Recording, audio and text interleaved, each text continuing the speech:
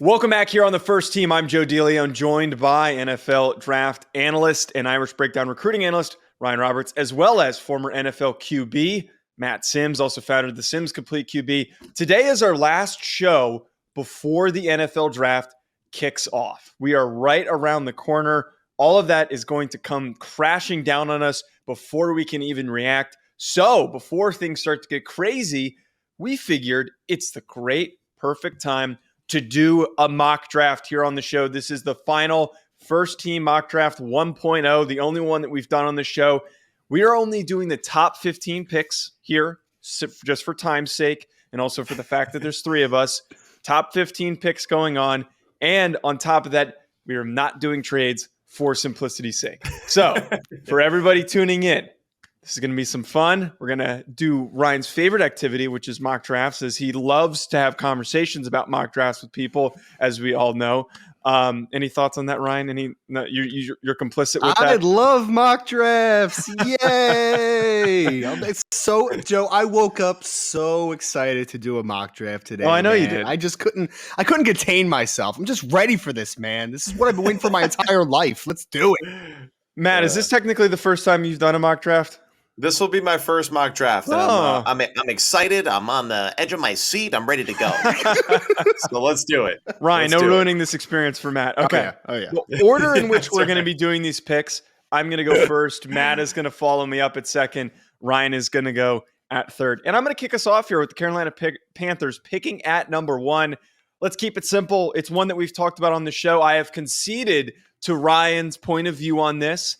I believe that this is going to be Bryce Young. It seems like there has been every indicator under the sun at this point, way more evidence than what we had for CJ Stroud, that Bryce Young will be the pick for the Carolina Panthers. So with that in mind, to add a little bit more context to this, the reason why they need to go Bryce Young, they have a little bit more of a settled roster than I think some people are willing to admit.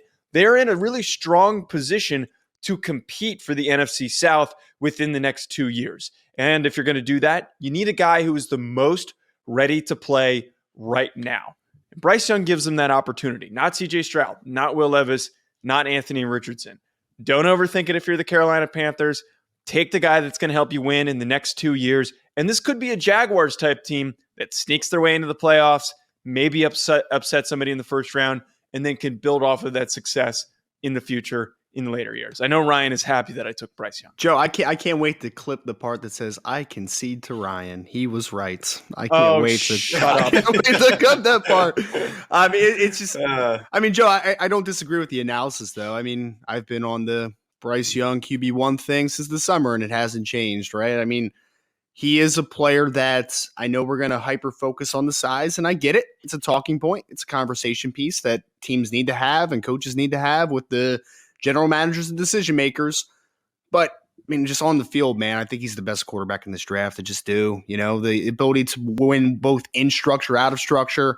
He's the face of your franchise moving forward if you're the Carolina Panthers. So I like the pick. I like your start here, Joseph. I like it.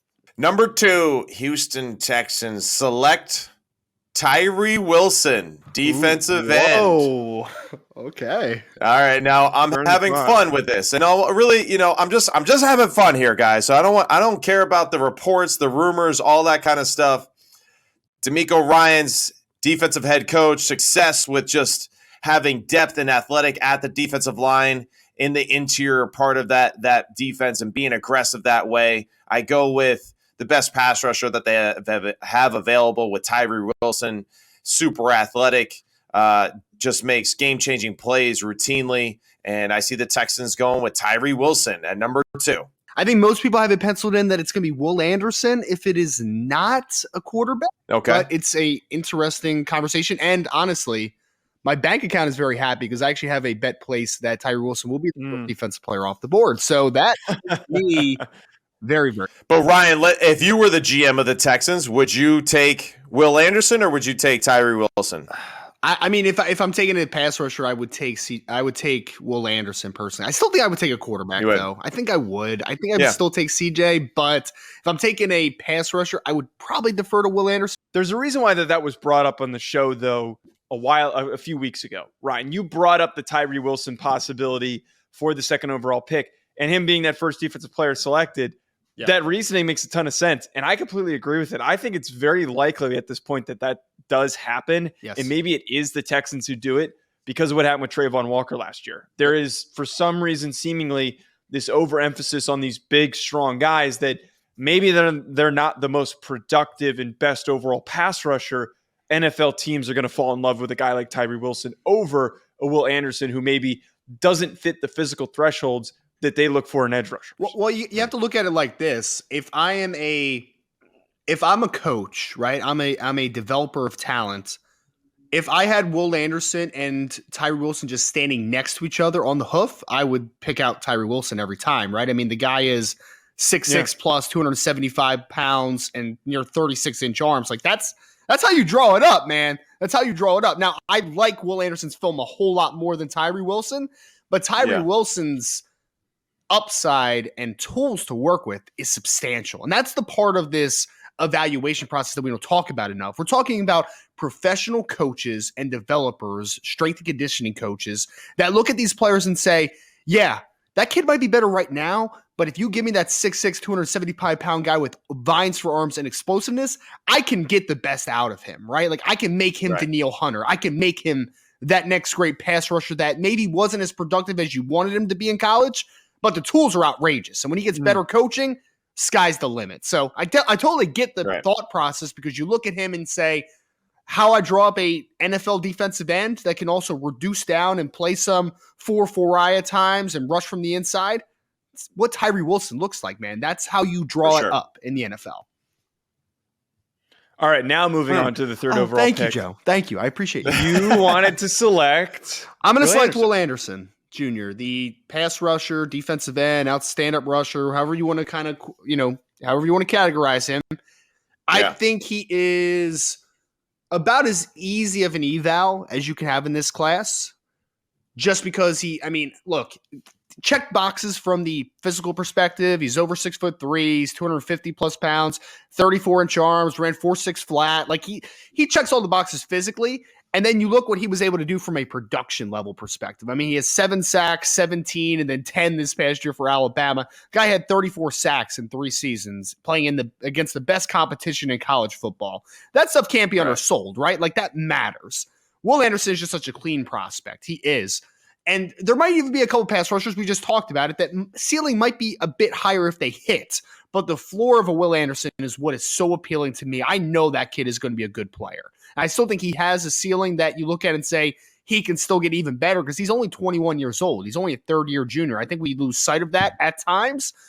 And in this situation, Joe, I mean, full transparency, everybody out there. If we were doing trades, this would be the number one trade back option right here, right? The Arizona Cardinals, especially if the Houston Texans don't take a quarterback with the second pick. Oh, yeah. You're going to have C.J. Stroud, Anthony Richardson, Will Levis all on the board with the third overall selection. Someone's going to come up, whether it's the Indianapolis Colts jumping from 4-3, whether it's the Las Vegas Raiders coming up, whether it's the Detroit Lions even jumping up, whether it is the Tennessee Titans at 11 jumping up to number 3. One of those teams is going to make that plunge, but in this circumstance, I'm going to take Will Anderson because I can't move. And 2, I mean, there's a possibility that depending how far back the Cardinals trade back, Will Anderson might still be their guy when they do select. So give me Will Anderson to the Arizona Cardinals. All right, that now places me at number 4. And look, if things shape out this way and maybe somebody can't trade up to that 3 spot to go and get their quarterback, or even if that's the case, with 2 quarterback options on the board for the Indianapolis Colts, which did not seem likely a couple weeks ago, man, this is a really hard decision to make because you got C.J. Stroud on the board who nobody wanted to go to his birthday party, apparently. None of his teammates wanted to go to it. Now, ignoring the off-the-field concern stuff. While he makes the most sense as the best available quarterback, I feel as though with a new offensive coordinator and a new head coach in Shane Steichen from the Philadelphia Eagles, that they're going to want to bring in a guy that fits what will work best for his scheme. And I know there's a lot of assumptions being made off of that he had Jalen Hurts. Does he go with someone who can do Jalen Hurts-esque things?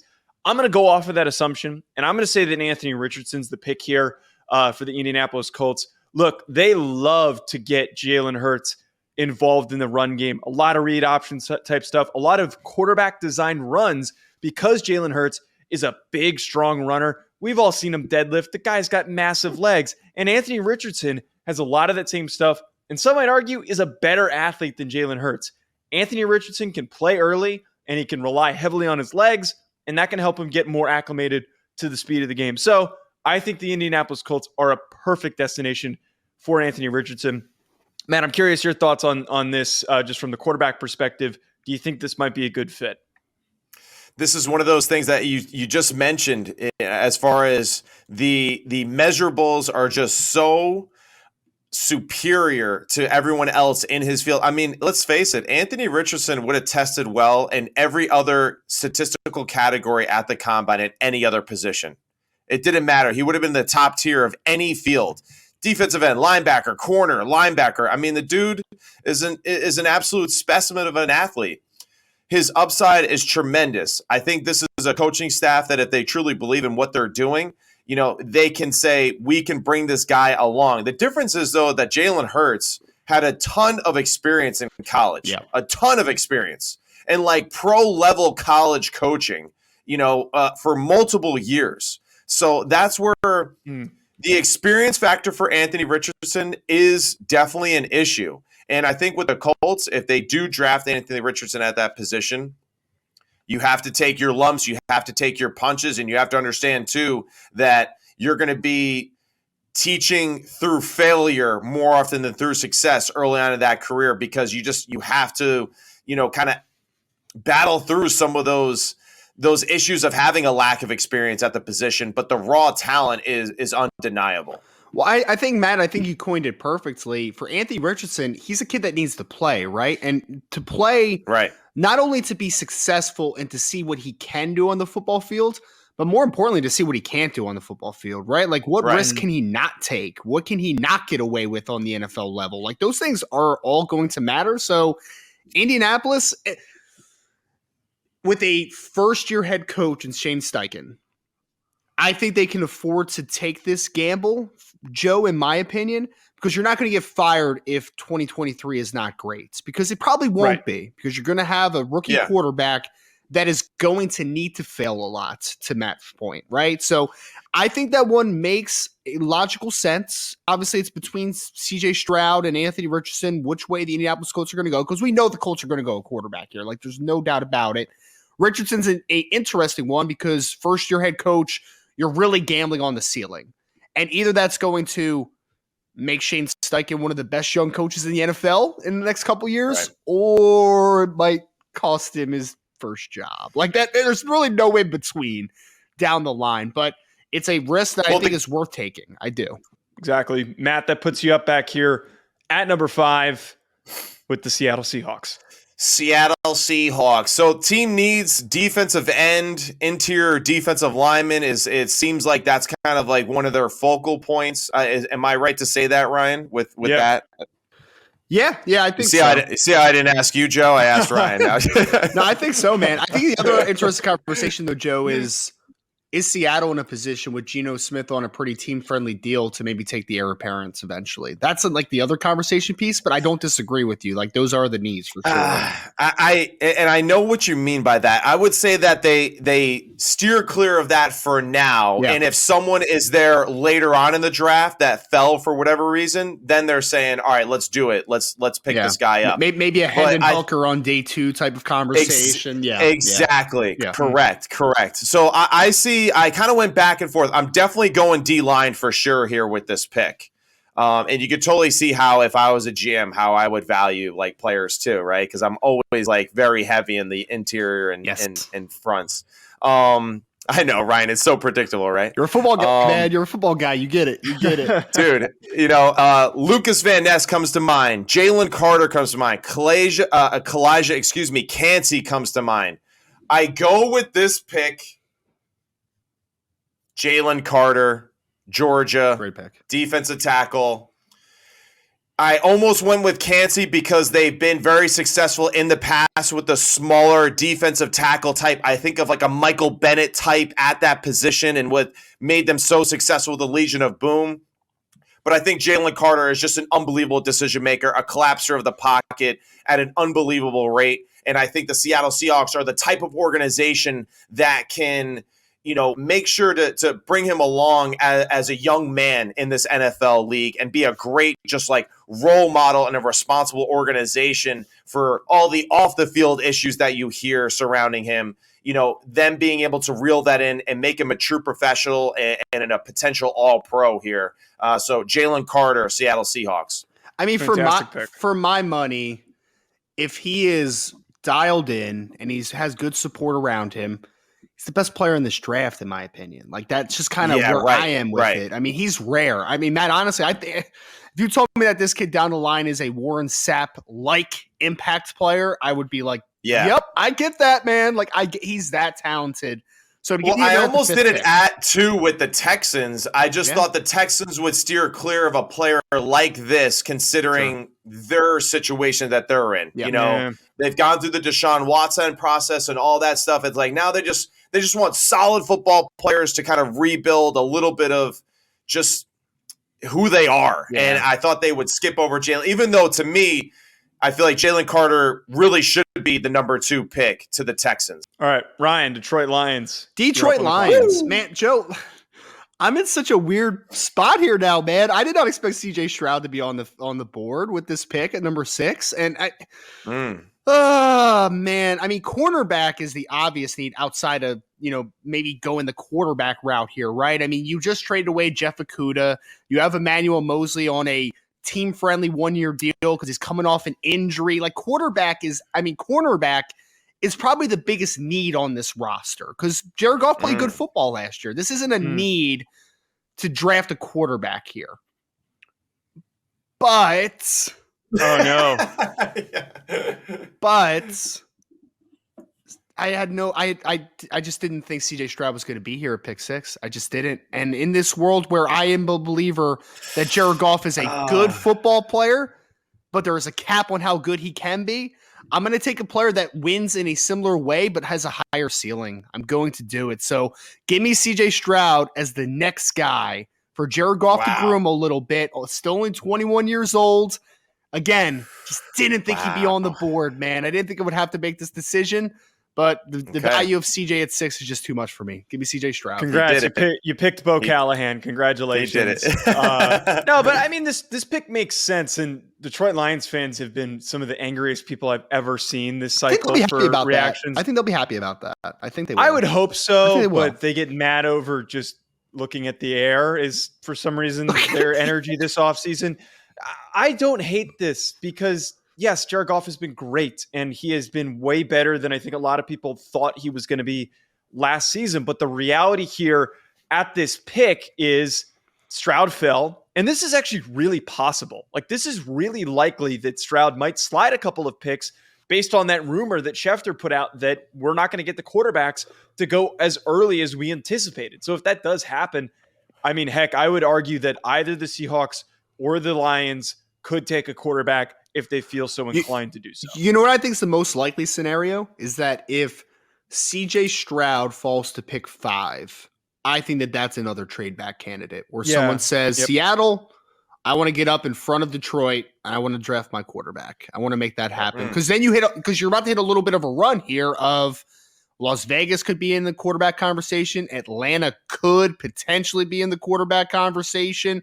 You're going to get to 11 with the Tennessee Titans that could be in the quarterback conversation. Like, there's a couple quarterback needy teams coming up here, even if the Atlanta Falcons have tried to convince themselves that they're not a quarterback needy team. They still are. But I think that number 5 pick might be up for the markets there, Joe, if he does fall to 5. But he didn't. He's over 6. Speaking of the Raiders maybe needing a quarterback, McDaniels is pissed right now because I don't think that Will Levis makes sense. Well, Levis is on the board, man. He fits the type. He fits the type. No, I don't think that that's a Raiders pick, man. I think that would be a recipe for disaster. I hope that this is not Will Levis. So for that in mind, if they missed out on CJ Stroud, they need to bolster their O-line. They need offensive line help. I'm not the biggest fan of the way that their offensive line has played as of late. And while they wanted to get young at quarterback, the next best thing, in my opinion, for a bad roster is instead of hitting reset at quarterback because you can't, because you don't like the options, you start to rebuild that offensive line for when you eventually get that new young quarterback. I think that the best direction to go here is Peter Skoronski from Northwestern. I know that it's very consistent. It's very consistent to go with Paris Johnson in this spot. But my reasoning for Peter Skoronski is that he can play guard or he can play tackle, depending on where you need him most. A lot of people said this about Rashawn Slater, and he's been a fantastic tackle. So I stick behind this pick. I like Skoronski, man. I like Skoronski. No, I like Skoronski too. I'm just like, if I'm some of these other teams, like the Bears, I'm so happy, like I'm just pumped because like the Titans, like I'm pumped. I'm like, all right, great. You can have him. We already still have the other guys that we want on the board at this time. And that's what's so exciting. So for me, I was like, all right, I'm happy. All right, who's up next? You're up next on the board, Ed. I'm up next. Okay, cool. Hence the reaction. Yeah, that's right. So next up, with the Falcons pick, team needs, I would think, are really kind of more defensive end, corner, safety position. Yep. In this situation right here, I am going with the best corner available, Devin Witherspoon of Illinois. Good. Devin Witherspoon of Illinois. I think dude's a difference maker. I think he's an absolute baller. I think he's tough. He fits just the Arthur Smith vibe down there of just being super aggressive and just bringing an attitude to that defense, which I think is definitely needed. I did a big board recently, Matt, for a thing that what I'm doing with Joe. I had Devin Witherspoon as a top 5 player in this class, man. I love Devin Witherspoon, brother. Love him. He's something, man. He's something. He's so weird because his body type tells you one story and then his play style tells you a completely different one, man. You're like, this kid will hit you in the mouth and will keep doing it and keep doing it. He's sticky in coverage, but man, his ability in run support and blowing up screens is some of the best I've ever seen on film. He is a dang good football player. So I'm curious to see if he is someone that like eventually becomes an outstanding blitzer.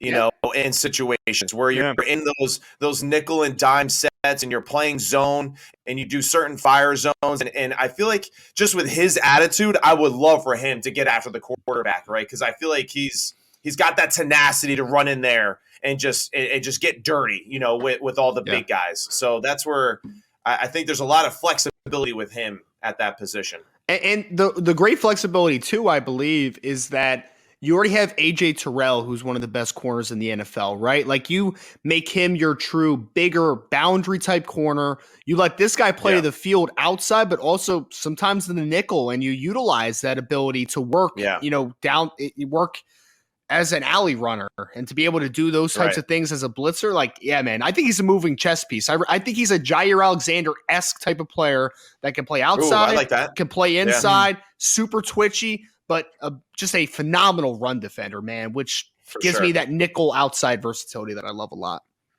Definitely all right, up here at number 9. Yep. Ryan Roberts. Yes, man. Chicago Bears. Easy pick, Joe. I'm not going to overthink this, man. They need offensive line. Paris Johnson Jr. is on the board. I'm going to make boom. All right. It's very simple, man. They have a massive need at right tackle. They have a massive need at guards, and they might have a massive need at left tackle at some point too, depending on what they think of Braxton Jones, at their 6th-round rookie from last year. I'm going to get a guy that can for sure play either tackle spot and also spend a year starting at guard at Ohio State as well. So you want to talk about the mantra of getting your best 5 on the field? Paris Johnson Jr. can help you solidify that and can help make that a reality. I really think that he can just fit in one of those spots with the Chicago Bears. You protect your biggest asset right now in Justin Fields, who's coming off of a season as a sophomore that was very promising, showed a lot of flashes. Let's continue to protect him, continue to get the support around him. You got a wide receiver, obviously, and DJ Moore in the trade, so you upgraded that position a little bit. Let's upgrade the offensive line. Paris Johnson Jr., I think, is a really solid pick there. Yeah, I think that this pick's probably going to be the biggest lock to take an offensive lineman if it is Skoronski or if it's Paris Johnson on the board. They're going to take either one of them. Maybe it's Broderick Jones or one of those other guys. But no, to that point, I absolutely think that is almost a lock to be an offensive lineman. Yeah. The Philadelphia Eagles are one of the biggest question marks for what they're going to do. And I've always toyed with the thought of giving them Bijan Robinson in this point, but we had Daniel Jeremiah on last week, and it's kind of dug into my ear a point that he made that he previously was a member of that front office. And as much as it makes sense and he would do it, he does not think that they are a front office that is willing to spend this high of a pick on a running back. So Howie is not going to do that. Howie is not going to take a running back at 10. He's not going to. Exactly my point. So my two then positions of need is, do we go defensive line? They're sad that they missed out on Jalen Carter. Do we go corner? I don't think Christian Gonzalez totally fits in with the way that the roster is currently structured, because they've got multiple outside guys, and I don't know if I want Christian Gonzalez playing on the inside. So let's go with the defensive tackle. Let's shore up that interior unit that has been really, really strong, that is aging. And I think that Brian Brzee, if I could find him, I almost took Miles Murphy. Brian Brzee there from Clemson. Look, I have been one of those guys that has been high on Brian Brzee. I don't understand the lack of support for him. The guy's a former 5-star recruit. He's a really strong kid. Great athlete, as we saw at the NFL Combine. Takes up space and also can get after the passer a little bit. So move him around, be creative. He's like a step down from Jalen Carter, not the same type of a prospect, but still a really good football player. And you're at the luxury of just drafting a good football player instead of maybe trying to reach for a need like some of these other teams are going to do.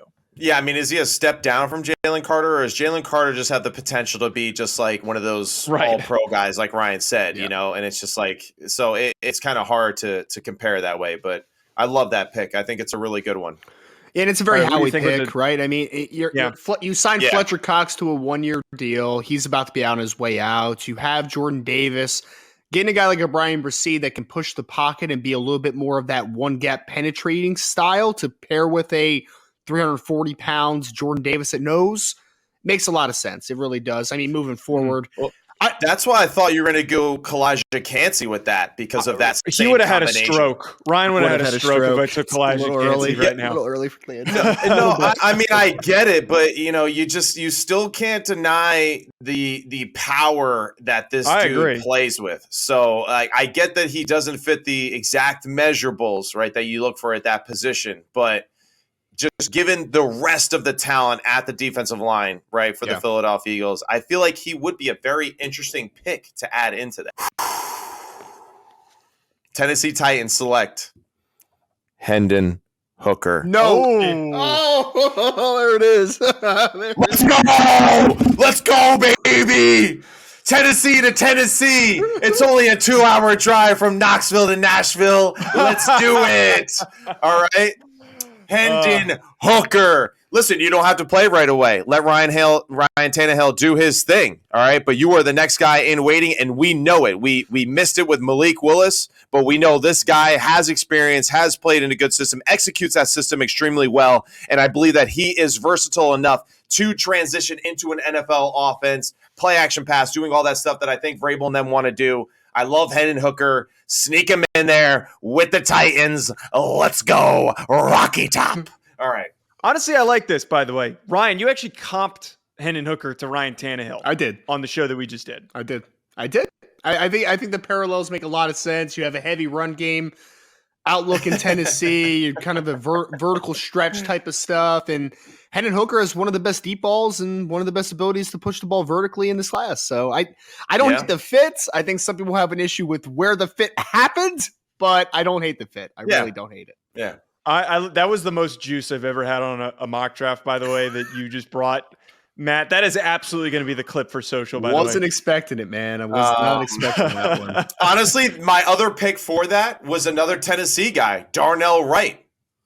I feel like Darnell Wright is somebody that, again, like a Vrabel would really appreciate. He just tough, gritty football player, road grader, and I don't know. I feel like, why you laugh, Ryan? Why? Oh, no, I'm just I got two Tennessee guys staying in the state. I just saw Will Levis on the board, and I was like, Vrabel would love Will Levis probably too, for being honest. But no, you know what? No, I don't think that he would. I don't think that he would. I don't think that he likes that, like, I don't know. I don't think he values it like that. The QB position to be that way. I don't know. Gotcha. I think Will Levis might be a little bit too much for him. A little too much. Too much of a meathead. It's more of a. But this, come on, this has to be kind of. Yeah. This has to be the Texans pick, though, right, Ryan? Like they fell into their lap that they don't even need to do anything. You don't think so? I mean, in reality, it probably would be. But I'm making my own pick, Joe. So I'm going cornerback Christian Gonzalez here. All right. Why? Because Christian Gonzalez is a better football player, and I'm taking the better football player because your roster isn't very good. So there we go. I'm not a Will Levis guy. If he was there in the second rounds, we can start having the conversation. For me personally, I'm just not a big Will Levis guy. Just not. And really, honestly, I could see the Texans double dipping in defense. I really could. Yeah, I absolutely could. It's a bad roster, man. It's just not a good roster right now.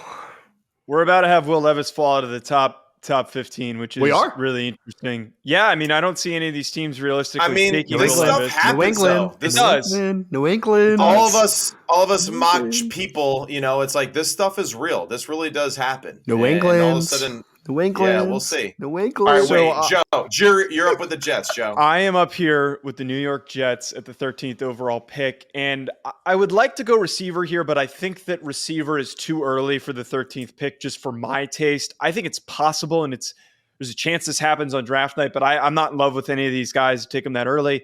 We know that Rob Saleh is a defensive-minded guy.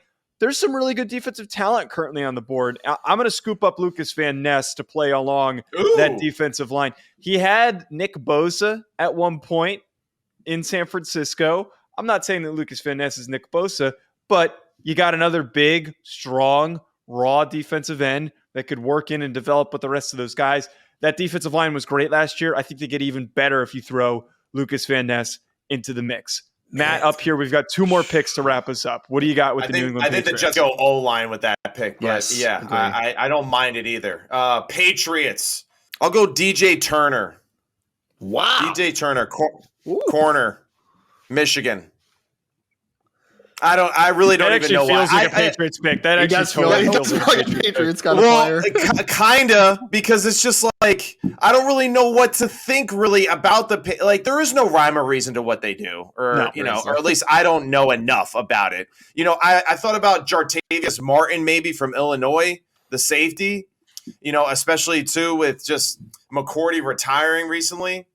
Replacing that void. So I really don't know other than that. I just think it's defensive secondary. And they would totally draft just a really fast DB. They would totally do that. That is such a Bill Belichick decision. I don't know. The Patriots and the Seattle Seahawks are always the hardest teams to pick for because they're so unconventional with how they do things. So yeah.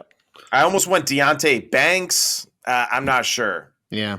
All right, Ryan, wrap us up here. Michael Mayer. Green Bay, Michael Mayer, tight ends, Notre Dame. Wow. You just made Joe's day. All right, quick thoughts before we transition to hearing from our guest on today's show. I think Michael Mayer is a top 10 player in this draft, regardless of positional value. And I think that the Green Bay Packers right now only have 1 tight end under contract in Josiah DeGuara. They also have a first-year starting quarterback in Jordan Love that is most likely going to be in the conversation. So what's a quarterback's best friend? A middle-of-the-field target that is a really good player through contact, through working through tight windows. And I think that Michael Mayer just has that baseline of being a good inline player, being able to flex out, big red zone threat. I just think he helps a young quarterback out in so many different ways. Yeah, I think Michael Mayer's on the board. This one's got to be a lock. They need a tight end. Don't say lock. Extra juice. Don't say lock. Sorry. That's a great way to wrap us up here. Top 15. Let us know at Joe DeLeone, at Sims Complete QB, at Rising Draft.